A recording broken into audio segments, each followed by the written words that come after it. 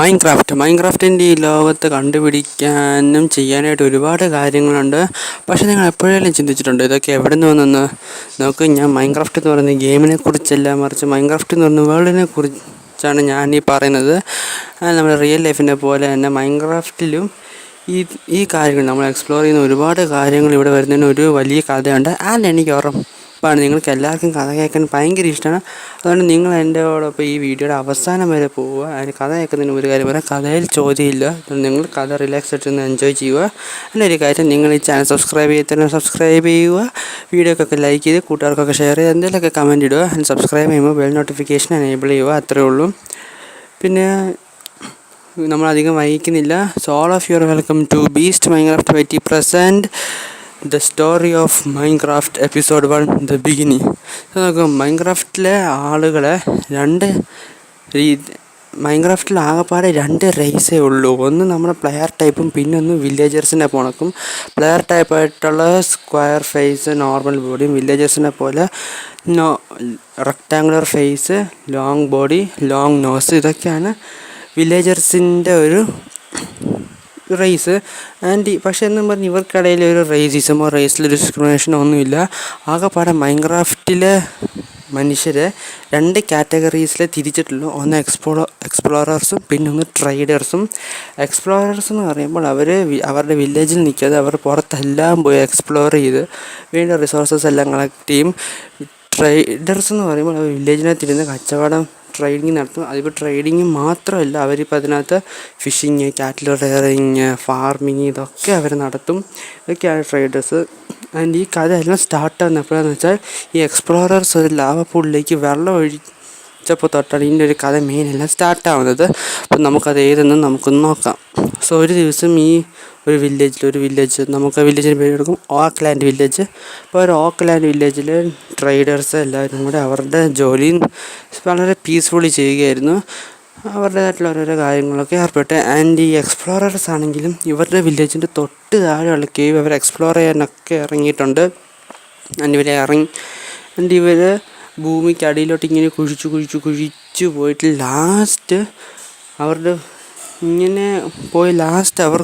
വഴിയിലൊരു വലിയ തടസ്സം വന്നു. ആ തടസ്സം എന്താണെന്ന് വെച്ചാൽ അതിനൊരു വലിയ ലാവാ പൂള്.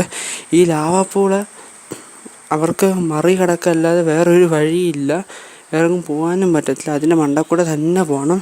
പിന്നെ അതിന് മാത്രമല്ല കാര്യങ്ങളൊന്നും അവരുടെ കയ്യിലില്ല. ഒരു ലാവാ പൂൾ മറികടക്കാനുള്ള പാലം പണിയാനുള്ള ഒരു സാധനം അവരുടെ ഇല്ല. അപ്പോൾ ഇവരിൽ കുറച്ച് പ്രായം ചെന്ന ഒരു വ്യക്തിക്ക് ഇയാൾക്കറിയായിരുന്നു എന്ന് വെച്ചാൽ ഈ അവർ താമസിക്കുന്ന വില്ലേജിൻ്റെ തൊട്ട് താഴെയുള്ള കേവാണ് ഇതെന്ന്. അതുകൊണ്ട് തന്നെ ഈ ലാവയുടെ മുകൾ തട്ടിൽ, അതായത് ലാവയുടെ മുകൾ തട്ടിൽ റൂഫിങ്ങിൽ ഇവരുടെ വില്ലേജിനെ ക്രോസ് ചെയ്ത് പോകുന്നൊരു വൈൻഡിങ് റിവർ ഉണ്ടെന്ന് ഇവരുടെ ഒരു പ്രായം കൂടിയ ആൾക്കറിയായിരുന്നു.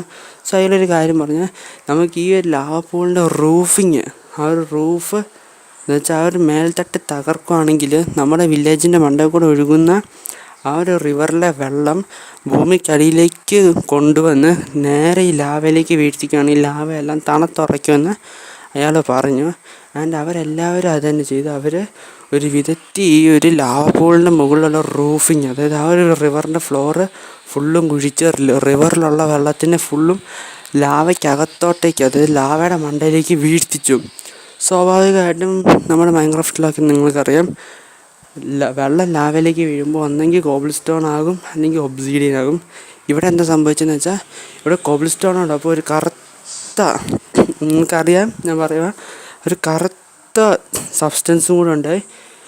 ഇവരെല്ലാവരെയും ലാവയിലേക്ക് ഫുള്ളും, ആ ഒരു ലാവയുടെ ഒരു സമുദ്രം ഫുള്ളും തണുപ്പിച്ച് ആ ലാവ അവിടെ ഇല്ലാണ്ടാക്കി. ഇവർ അവിടെ നോക്കിയപ്പോൾ കോബിൾ സ്റ്റോണിനോടൊപ്പം, കല്ലിനോടൊപ്പം ഒരു കറുത്ത സബ്സ്റ്റൻസ് ഉണ്ടായി. പക്ഷെ അവർക്കത് എന്താണെന്ന് പറഞ്ഞാൽ വളരെയധികം ക്യൂരിയോസിറ്റി. ഇവരാദ്യം അവരതിൻ്റെ സാമ്പിൾ അവർ എക്സ്പ്ലോറിങ് അവസാനിപ്പിച്ച് അതിൻ്റെ സാമ്പിൾ കളക്ട് ചെയ്യാമെന്ന് വിചാരിച്ചു. സോ അവരാദ്യം അവരുടെ ഇരിക്കുന്ന വുഡൻ പിക്കാക്സ് വെച്ച് അത് മൈൻ ചെയ്ത്, പക്ഷെ അത് പൊട്ടിപ്പോയി. പിന്നെ സ്റ്റോണിൻ്റെ പിക്കാക്സ് വെച്ച് മൈൻ ചെയ്ത് അതും പൊട്ടിപ്പോയി. അയൺ പിക്കാക്സ് വെച്ച് മൈൻ ചെയ്ത് അതും പൊട്ടിപ്പോയി. ഗോൾഡൻ പിക്കാക്സ് വെച്ച് മൈൻ ചെയ്ത് അതും പൊട്ടിപ്പോയി. ലാസ്റ്റ് ഇവർക്ക് മനസ്സില്ലാ മനസ്സോടെ ഇവർ ഡയമണ്ട് കളക്ട് ചെയ്തായിരുന്നു. ആ ഡയമണ്ട് വെച്ചൊരു പിക്കാക്സ് ഒന്ന് ഉണ്ടാക്കി നോക്കി. അങ്ങനെ അവർ ആദ്യമായിട്ടായിരുന്നു ഡയമണ്ട് പിക്കാക്സ് ഉണ്ടാക്കിയത്. അതും വെച്ച് മൈൻ ചെയ്തപ്പോൾ ഇവർക്ക് അതിൻ്റെ സാമ്പിൾസൊക്കെ കളക്ട് ചെയ്യാൻ പറ്റുന്നുണ്ടായിരുന്നു. ഒരു കാര്യം മനസ്സിലായി, ഇത് ഡയമണ്ട് വെച്ച് മൈൻ ചെയ്യാവുന്ന ഒരു കട്ടിയുള്ളൊരു ഒബ്ജക്റ്റാണ്. അവരതിൽ നിന്നില്ല. അവരെ കൊണ്ട് പറ്റാവുന്ന അത്രയും സാമ്പിൾസൊക്കെ കളക്ട് ചെയ്ത് അവരുടെ വില്ലേജിലേക്ക് കൊണ്ടുപോയി. അവർ ഈ സാമ്പിൾസ് എല്ലാം അവരുടെ വില്ലേജിലെ ലൈബ്രറിയനെ ഏൽപ്പിച്ചു. ലൈബ്രറിയനാണെങ്കിൽ ഇത് കാര്യങ്ങളൊന്നും മനസ്സിലായില്ല. അവരെപ്പോലെ തന്നെ ഈ ലൈബ്രറിയൻ ആദ്യമായിട്ട് ഇതൊക്കെ കാണുന്നത്. അപ്പോൾ ഈ ലൈബ്രറിയൻ എന്ത് ചെയ്യുന്നത് വെച്ചാൽ ഇയാളെ സാമ്പിൾസ് ഫുള്ളും അവരുടെ എടുത്ത് ഇതിനു വേണ്ടി റിസർച്ചൊക്കെ ചെയ്ത് നോക്കി. അയാൾ ഇതിനെക്കുറിച്ച് പഠനങ്ങൾ ഒരുപാട് നടത്തി. ഇതിന് വേണ്ട എക്സ്പെരിമെൻറ്റ്സ് ഒക്കെ ചെയ്ത് നോക്കി. ഇത് ക്രാഫ്റ്റിംഗ് ടേബിളെ വെച്ച് പല പല റെസിപ്പീസ് ട്രൈ ചെയ്തു. പല പല എക്സ്പെരിമെൻ്റ് തന്നെ മണ്ട വെച്ച് ചെയ്ത് നോക്കി. ഇതിനെക്കുറിച്ച് പല റിസർച്ചുകളൊക്കെ നടത്തി. ഇയാളും പിന്നെ ആ വില്ലേജിലുള്ള ആ റോക്ക്ലാൻഡ് വില്ലേജിലുള്ള എല്ലാ ലൈബ്രറിയൻസും കൂടി കൂടിച്ചേർന്ന് ഇതിന് മേലെ ഒരു ടീം റിസർച്ച് തന്നെ നടത്തി. പക്ഷെ അവർക്കൊന്നും കിട്ടിയില്ല. പിന്നീട് അവർക്ക് അവർക്കൊരു പേരിനൊരു ഐഡിയ കിട്ടുന്നില്ലായിരുന്നു. അപ്പോൾ അവർ എന്ത് വിചാരിച്ചു, ഇവർക്ക് അവർ തന്നെ ഒരു പേരിടാം. അവർ ആ ഒരു ബ്ലാക്ക് സബ്സ്റ്റൻസിനിട്ട പേരാണ് ഒബ്സീഡിയൻ. സോ ആ പേരൊക്കെ അവർ ഏകദേശം ഇട്ടു. ഇനി ആകെയുള്ള പേരല്ലേ അവർക്ക് എന്താണെന്ന് അറിയണം. എന്തിനാന്ന് ഉപയോഗം എന്താണെന്ന് അവർക്കൊന്ന് വ്യക്തമായിട്ട് അറിയണം. അല്ല അവർ പിന്നെ ദിവസങ്ങളോളം ആഴ്ചകളോളം മാസങ്ങളോളം അതിൻ്റെ മേലെ ഇങ്ങനെ റിസർച്ചൊക്കെ നടത്തിക്കൊണ്ടിരുന്നു. എക്സ്പെരിമെൻറ്റ്സ് പലതും നടത്തിക്കൊണ്ടിരുന്നു. പക്ഷെ അവർക്ക് ഒരു ഐഡിയയും കിട്ടിയിട്ടില്ലായിരുന്നു. ലാസ്റ്റ് അവരിലൊരാളൊരു ഊഹം നടത്തി. ഈ ഒബ്സീഡിയൻ അവർ കളക്ട് ചെയ്തത് ഡയമണ്ടിൻ്റെ പിക്കാക്സ് കൊണ്ടാണ്. അതായത് ഈ ഒബ്സീഡിയനോട് തുല്യമായ ഹാർഡ്നെസ് ഡയമണ്ടിനുള്ളതെങ്കിൽ നമുക്ക് ഈ ഒരു ഡയമണ്ടും ഈ ഒബ്സീഡിയനും വെച്ച് നമുക്കൊരു എക്സ്പെരിമെൻറ്റ് നടത്താനൊക്കെ വിചാരിച്ചു. സോ ഈ ഒരു ഡയമണ്ടും ഒരു ഒബ്സീഡിയനും ഒക്കെ അവർ ക്രാഫ്റ്റിംഗ് ടേബിളിൽ വെച്ച് അവരൊരു എക്സ്പെരിമെൻറ്റ് നടത്തി. ആൻഡ് ആ ഒരു എക്സ്പെരിമെൻറ്റിൻ്റെ ഒരു ഫലമായിട്ട് ഒരു പുതിയ ഒരു വസ്തുവുണ്ട്. ആൻഡ് അതൊരു ടേബിളായിരുന്നു. ആൻഡ് ആ ടേബിള് കാണാൻ വളരെ മനോഹരവും ഭയങ്കര ഷൈനിങ് ഒക്കെ ആയിരുന്നു. ആ ടേബിളിൽ നിന്ന് പല പല മാജിക്കൽ പാർട്ടിക്കിൾസൊക്കെ ഇങ്ങനെ വരുന്നുണ്ട്. ഭയങ്കര ഷൈനിങ്ങും ഭയങ്കര ഓറ ക്രിയേറ്റിങ്ങും ഒക്കെ ആയിരുന്നു. ആൻഡ് ഈ ഒരു വില്ലേജ് ഇതെന്താണെന്ന് അവർക്കൊരു ഐഡിയ കിട്ടില്ല. ആൻഡ് ഈ ടേബിൾ എന്താണെന്ന് അറിയാൻ വേണ്ടി ഇവരൊരു കാര്യം ചെയ്തു. അതിൻ്റെ മണ്ടയിൽ ഇവരൊരു ബുക്ക് വെച്ച് നോക്കി. ഒരു കാലി ബുക്ക്, ഒരു എഴുത്തൊന്നും ഇല്ലാത്തൊരു കാലി ബുക്ക്. ആൻഡ് ഈ ഒരു കാലി ബുക്ക് വെച്ചത് സത്യം പറഞ്ഞാൽ അവർ ഞെട്ടി തന്നെ പോയി. കാരണം ഈ ഒരു കാലി ബുക്ക് ആ ടേബിളിന് മണ്ട ആകാശത്ത് ഇങ്ങനെ പറക്കുമായിരുന്നു. അതിങ്ങനെ ലെവിറ്റേറ്റ് ചെയ്യുകയായിരുന്നു. അതിൻ്റെ കൂട്ടത്തിൽ തന്നെ ആ ഒരു കാലി ബുക്കിനകത്ത് ഒരുപാട് അക്ഷരങ്ങൾ തന്നെ ഒരുപാട് എഴുത്തുകളും അക്ഷരങ്ങളും ഒക്കെ വന്നു. അതിൻ്റെ ഈ കാലി ബുക്കിൻ്റെ പേജ് തന്നെ മറയുന്നു, അക്ഷരങ്ങൾ വരുന്നു. ദൈവത്തിൻ്റെ കുറേയൊക്കെ ലെറ്റേഴ്സ് തന്നെ ഇങ്ങനെ ഒരു മാജിക്കൽ പാർട്ടിക്കിൾസ് ലെറ്റേഴ്സൊക്കെ ഇങ്ങനെ പറക്കുമായിരുന്നു. കുറേ എഴുത്തുകളൊക്കെ വരുന്നു. ആൻഡ് ഇത് പറക്കുന്നു എക്സെട്ര കുറേ കാര്യങ്ങളൊക്കെ നടക്കുന്നുണ്ടായിരുന്നു. ആൻഡ് ഇവർക്കത് കണ്ടപ്പോൾ ഒരു അത്ഭുതം തന്നെയായി.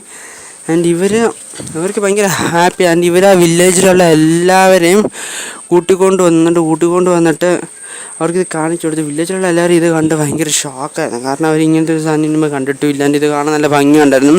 സോ അവരിലൊരാൾ ഇതാദ്യം അയാളുടെ കയ്യിലുണ്ടായിരുന്ന പിക്കാക്സ് എടുത്ത് ഈ ഒരു എൻചാൻമെൻറ്റ് ടേബിളിൻ്റെ മണ്ടയ്ക്ക് വെച്ചു. അയാളൊരു ഡയമണ്ട് പിക്കാക്സ് എടുത്ത് അയാളുടെ മണ്ടയ്ക്ക് വെച്ച് ഈ ഡയമണ്ട് പിക്കാക്സ് അതിൻ്റെ മണ്ട കിടന്ന് കറങ്ങുമായിരുന്നു. ഭയങ്കര ഒരു ഡയമണ്ട് പിക്കാക്സ് അയാളുടെ ആ ടേബിളിൻ്റെ മണ്ടയിൽ ഇങ്ങനെ കറങ്ങുമായിരുന്നു. ഇനി കറങ്ങുമെന്ന് മാത്രമല്ല പ്രത്യേകിച്ച് മാറ്റങ്ങളൊന്നും ഉണ്ടായിരുന്നില്ല. സോ ചേച്ചി ഇതെന്ത് മാജിക്കൽ ടേബിളായിരുന്നു. അതുകൊണ്ട് തന്നെ ഇതിനെന്തേലും നമ്മളൊരു വസ്തു അങ്ങോട്ട് കൊടുക്കണമെന്ന്. സോ ഇവർ വിചാരിച്ചും പ്രഷ്യസ് ആയിട്ടുള്ള അയൺ കൊടുക്കാമെന്ന് വിചാരിച്ചു. പക്ഷേ അയൺ കൊടുത്തിട്ടൊരു കാര്യം ഉണ്ടായില്ല. പിന്നെ അവർ വിചാരിച്ചു ഗോൾഡ് കാര്യമില്ല. പിന്നെ ഇതുണ്ടാക്കിയ ഒബ്സീഡിയന് ഇവിടെ വരാൻ അങ്ങനെ ഡയമണ്ട് അവർ കൊടുത്തു. ഡയമണ്ട് വെച്ചിട്ട് വലിയ പ്രയോജനമൊന്നും ഉണ്ടായില്ല. പിന്നെ അവർക്ക് ഒരു യൂസ്ഫുള്ളൊന്നും ഇല്ലാത്ത അവർക്ക് എന്തെങ്കിലും അറിയുന്നത്. പിന്നെ അവർ വിചാരിച്ചു ചുമ്മാ അവർ രസത്തിന് വേണ്ടി ചുമ്മാ ഒരു യൂസിനൊന്നല്ലാതെ അവർ കളക്ട് ചെയ്തിരുന്ന ലാപ്പിസ് അറിയാം. ലാപ്പിസ് എടുത്ത് അവർ എൻചാൻമെൻറ്റ് ടേബിളിൻ്റെ അടുത്ത് വെച്ചതും വളരെ ഒരു മാജിക്കാണ് ക്രിയേറ്റ്. കാരണം ഓട്ടോമാറ്റിക്കലി പിന്നീട് അതൊരു ഒരു മാറ്റം ഇല്ലാതിരുന്ന് ഈ ഒരു ബുക്ക് ആ ടേബിളിൻ്റെ മണ്ടയ്ക്കുന്ന ബുക്ക് തന്നെ പേജ് മറിയുന്നു. ആൻഡ് ഇത് രണ്ടും കൂടെ തിളങ്ങുമായിരുന്നു. ഈ ലാപ്പീസും അയാളുടെ പിക്കാക്സും കൂടെ ഭയങ്കര ഷൈനിങ് ആയിരുന്നു.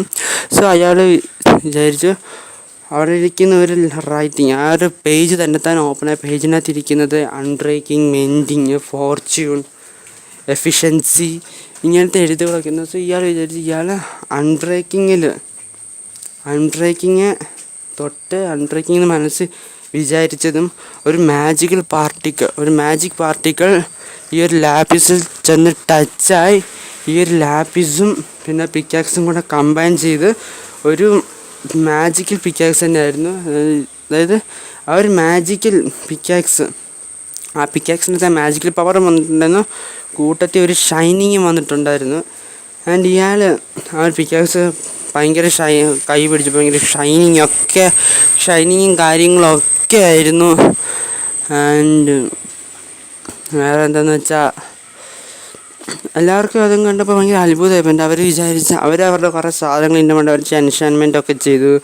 ലൈബ്രറിയൻസ് അവരുടെ ബുക്കുകൾ എൻഷാൻമെൻറ്റ് ചെയ്തു. ബാക്കിയുള്ള ഫാർമേഴ്സ് അവരുടെ മരംവെട്ടുകാർ അവരുടെ കോടാലി, പിന്നെ മൺവെട്ടുകാർ അവരുടെ ഷവൽസ്, എക്സ്പ്ലോറേഴ്സ് അവരുടെ വാളും പരിചയം ഒക്കെ എൻഷാൻമെൻറ്റ് ചെയ്തു. എൻ്റെ എല്ലാവർക്കും ഒരു എൻഷാൻമെൻറ്റ് ടേബിൾ വളരെ ഇഷ്ടപ്പെട്ടു. ആൻഡ് ഇനി ആ ഗ്രാമത്തിൽ ലാപ്പിസിന് ഭയങ്കര ഇമ്പോർട്ടൻസ് ഒക്കെ വന്നു തുടങ്ങി. ആൻഡ് ഇനി അങ്ങോട്ട്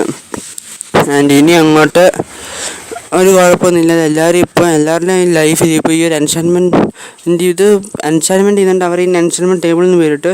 ആൻഡ് ഇനി അവരുടെ എൻഷാൻമെൻറ്റ് ടേബിൾ അവരുടെ നിത്യോപയോഗ സാധനവും കൂടിയാണ്. അതിൻ്റെ കുറേ കാലങ്ങളിങ്ങനെ കടന്നുപോയി.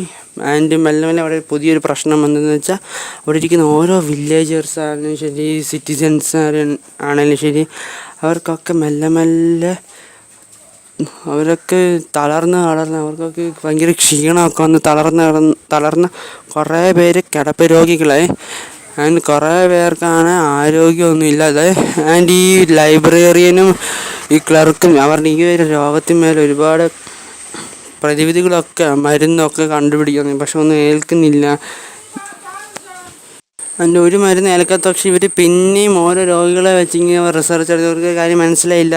പക്ഷേ ലൈബ്രറിയന് എന്തോ അയാൾക്ക് തോന്നി ഈ ഒരു എൻഷാൻമെൻറ്റ് ടേബിൾ ഇവിടെ വന്നതിന് ശേഷം ഇവിടെയുള്ള ആൾക്കാർക്കൊക്കെ ഇത്രയും പ്രശ്നം വന്നുകൊണ്ടിരിക്കുന്നത് എന്ന് അയാൾക്ക് മനസ്സിലായി.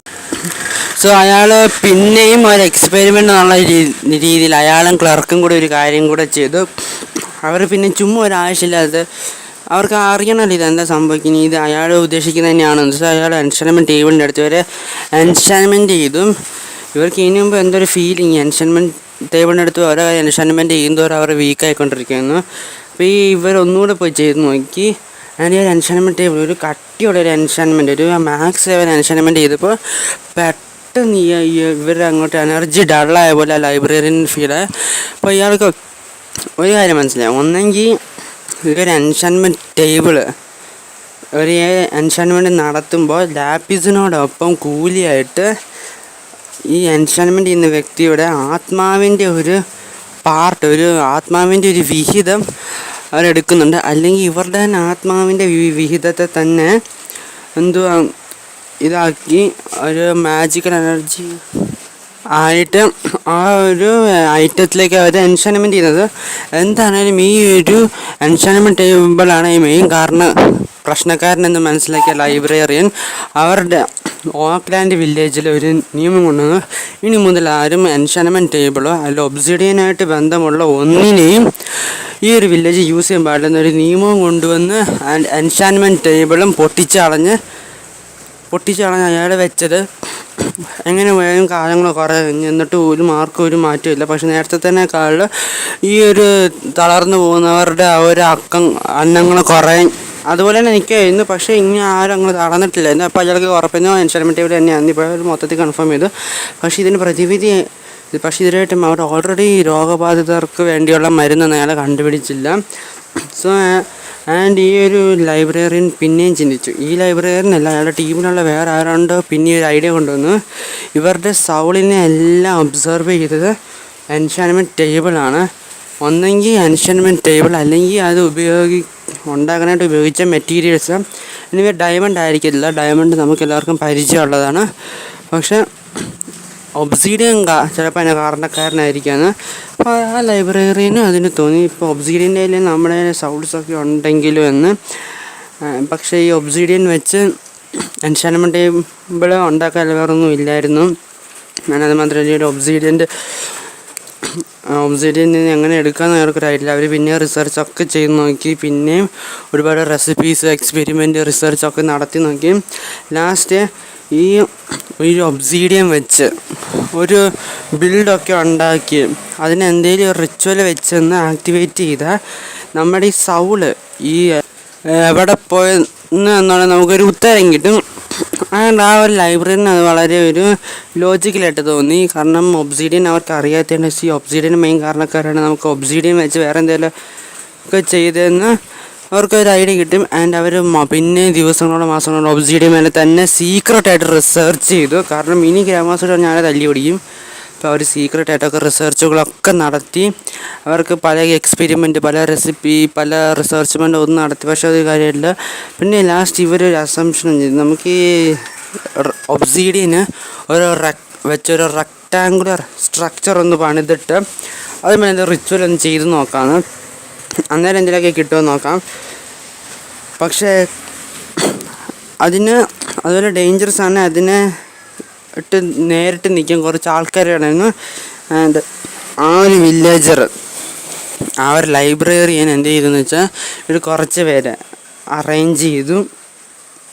അവരെ കാര്യങ്ങളൊക്കെ പറഞ്ഞ് മനസ്സിലാക്കി. എക്സ്പ്ലോറേഴ്സിൽ തന്നെ കുറേ പേര് പറഞ്ഞ് മനസ്സിലാക്കി. അതിൽ നമ്മുടെ സ്റ്റീവിൻ്റെ അലക്സിൻ്റെ ആൻസിസ്റ്റേഴ്സൊക്കെ ഉണ്ടായിരുന്നു. കൂട്ടത്തിൽ വില്ലേജേഴ്സിൻ്റെ ആൻസിസ്റ്റേഴ്സും ഉണ്ടായിരുന്നു. സോ അവർക്ക് കാര്യങ്ങളൊക്കെ മനസ്സിലായി. ആൻഡ് ഇനി വില്ലേജിലുള്ളവരൊക്കെ കൂടെ കൺവിൻസ് ചെയ്തു. കാരണം അവരോട് ഇയാൾ തന്നെ പറഞ്ഞിട്ട് ഇയാൾ തന്നെ തെറ്റിക്കുവാണെങ്കിൽ അവരെ പിടിച്ച് ഭിത്തിയെ കയറ്റും. സോ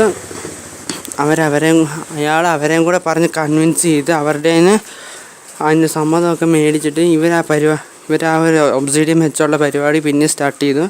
സോ അവർ ഒബ്സീഡിയൻ വെച്ചൊരു റെക്ടാങ്കുലർ സ്ട്രക്ചർ പോണക്കത്തെന്തോ പണിതിട്ട് റിച്വൽസൊക്കെ പലതും ചെയ്ത് നോക്കി. അതും പിന്നെ ഒന്നും ഫെയിലൊക്കെ. പിന്നെ ലാസ്റ്റ് അവർ തീരുമാനിച്ചു അവർ ഇതിൻ്റെ നടുക്കായിട്ട് തീയിട്ട് നോക്കാമെന്ന്. തീയിട്ട് എന്ത് പറ്റുമെന്ന് പറയാം. സോ അവർ ഈ ഒരു ഒബ്സീഡിയൻ്റെ റെക്ടാങ്കുലർ സ്ട്രക്ചറിൻ്റെ നടുക്കായിട്ട് തീയിടുകയും ഒരു വലിയ എക്സ്പ്ലോഷൻ തന്നെ അവിടെ സംഭവിച്ചു. ആ എക്സ്പ്ലോഷനിൽ അവർ കണ്ടു കഴിഞ്ഞ് ഞെട്ടിപ്പോയി. ഈ റെക്ടാങ്കുലർ ഫ്രെയിമിന് ചുറ്റിനും ചുവന്ന നിറത്തിലുള്ള ഒരു തറയായി മാറി, ഒരു കൽത്തറ, ചുവന്ന നിറത്തിലുള്ളൊരു കൽത്തറയായി മാറി. ആൻഡ് പെട്ടെന്ന് അവിടെയൊക്കെ മാഗ്മയുടെ മാഗ്മ ഒക്കെ വരികയും അവിടെ നിന്ന് ലാവ പൊട്ടി ഒലിക്കുകയും ഒക്കെ ചെയ്തു. ആൻഡ് ആ ഒരു സിമ്പിൾ സ്ട്രക്ചർ ഒരു കോംപ്ലിക്കേറ്റഡ് സ്ട്രക്ചർ ആവുകയും ആൻഡ് ഈ ഒരു ഒബ്സീഡിയൻ്റെ റെക്ടാങ്കുലർ ഫ്രെയിമിൻ്റെ ചുറ്റും നടുക്കായിട്ട് ഈ ഒരു റെക്ടാങ്കുലർ ഫ്രെയിമിൻ്റെ കൃത്യം നടുക്കായിട്ട് ഒരു പർപ്പിൾ കളർ ലെയർ വരികയുണ്ട്. ആൻഡ് ആ ഒരു പോർട്ടൽ ആൻഡ് ആ ഒരു സ്ട്രക്ചർ ഒരു പോർട്ടൽ ടൈപ്പ് ആവുകയും ചെയ്തിരുന്നു. ആൻഡ് ആ പോർട്ടലാണ് ദ നെതർ പോർട്ടൽ.